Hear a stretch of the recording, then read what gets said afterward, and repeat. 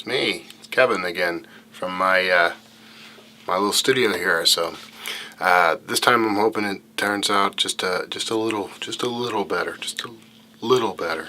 You can't even really see right now. I've got the camera at a different angle, but there's no wrinkles. Not a lot of wrinkles. I used a steamer. Thanks to my mother-in-law for letting me borrow her steamer. So anyway, rather than do the usual rambling video about just anything that pops in my brain, like the first few seconds of this video, I thought I would actually kind of tackle some things that you might find interesting. So first up, you may notice that the picture quality is a lot better. That's because I'm using one of my 3-chip HD cameras, and I'm actually using an on-camera, not the on-camera mic, but a Rode camera mic for that, and a little light kit off to the side. So it's all like polished and pro now, right?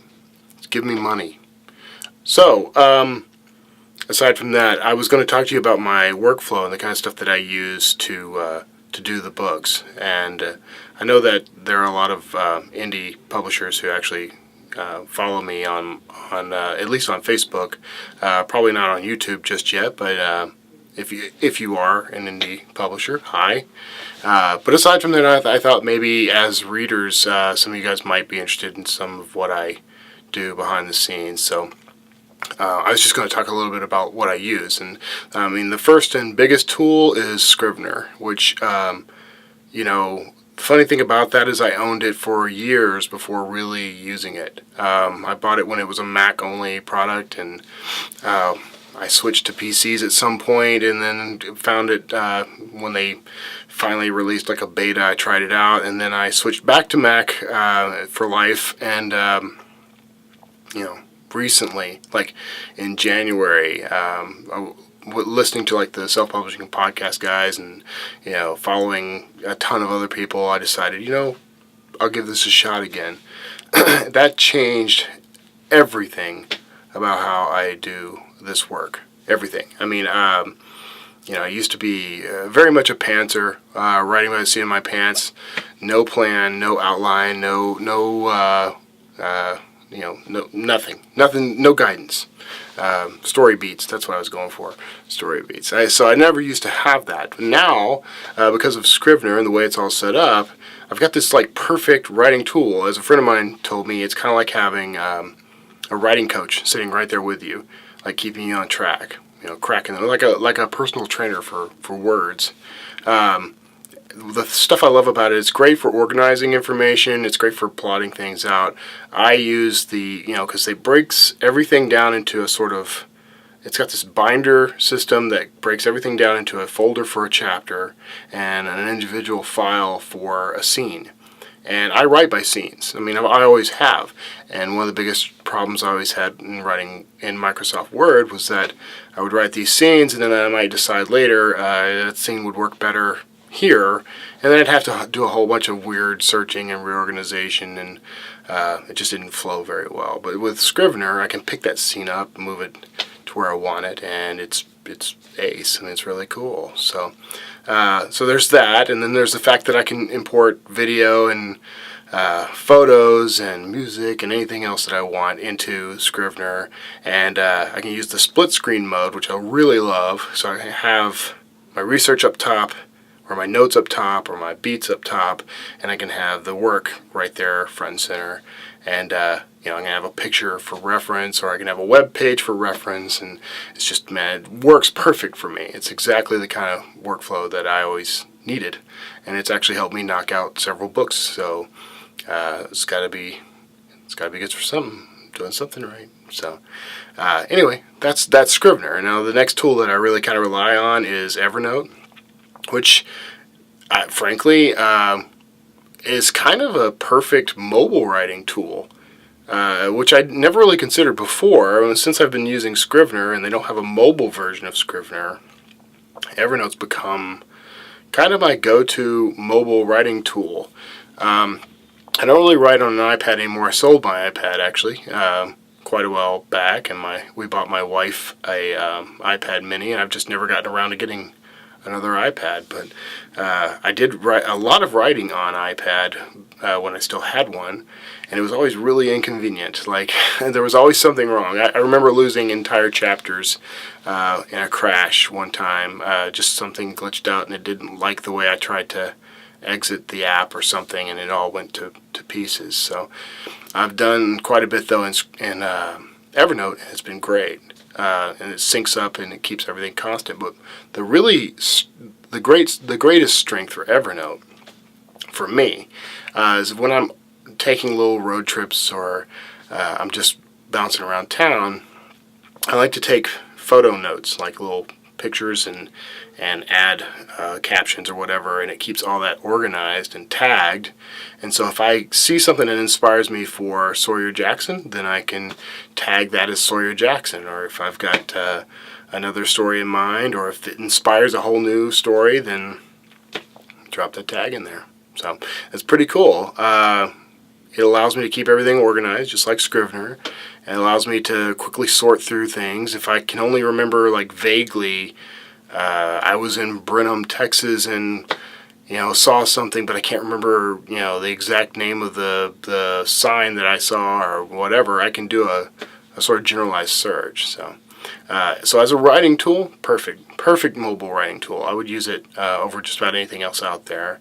And as a sort of inspirational tool, that's what I use it for the most. So if you're an author, or just interested in being an author, or if you just like being organized, definitely go with Evernote. You can do it for free.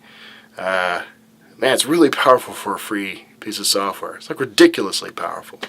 So the third and final thing I was going to talk about was, it's not really software, it's sort of an online app. You can get a mobile app, but it's called Asana, A-S-A-N-A, and it's a sort of task-oriented tool, and you can do, it works with your calendar, and you can sync that up. But for the most part, you put your to-do list in there, and you can have subtasks, which is actually how I'm organizing this today. Even though this doesn't sound all that organized, this is pretty well organized for me for a video blog. I use Asana to create subtasks for each topic that I want to cover, and then I can go through and click each topic as I'm done. So you can organize a meeting that way or whatever. But another great strength of that is I have a sort of team. I have a team of contractors, and I have my side company, Happy Pants Creative. We do creative work for small and mid-sized companies or super large companies. I don't discriminate. So you can have up to 15 people in that account for free. That's enough for my small team, and I've always got a lot of contractors flowing through at any time, but I've got that core team I can keep in there, and we can keep everything organized, and you can upload files to share with each other, and I can assign tasks to people. So if I've got some marketing work that needs done, I can just hand that over. So, and I can set deadlines, and it's really cool. It's a great workflow management tool. So that's it. That's the cool stuff. It's probably really boring if you are not an author, or if you've got no interest in this stuff, but it really excites me because I'm a big geek, first of all.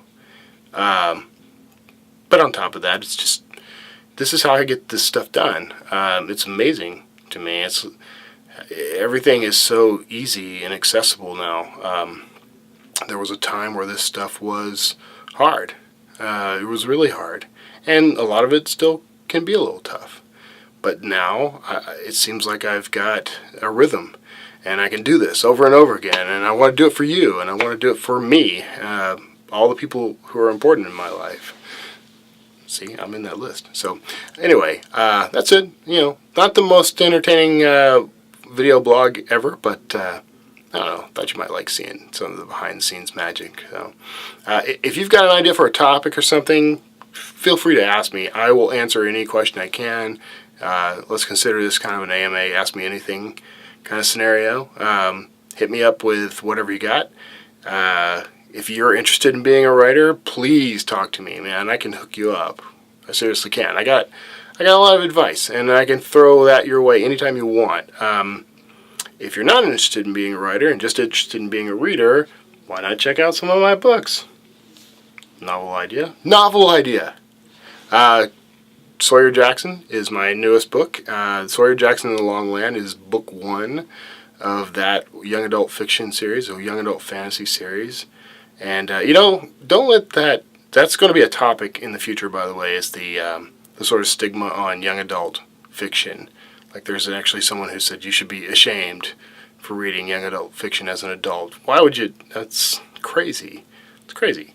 Read everything and anything you can get your hands on, right? Anyway, if you're interested in that, you can pick it up at Amazon.com. Just search my name, Kevin Tumlinson, or you can search Sawyer Jackson. I think that's the first thing that pops up, and I'll try to put some links down below. And if you're interested in anything else, I got a whole library of stuff out there. Check me out online at kevintumlinson.com. I'll put another link down below. We do a lot of linking down below. It's a down below world. So, you got questions for me? Hit me up. I'm ready. I'm right here. Got a brand new camera. No, it's not that new.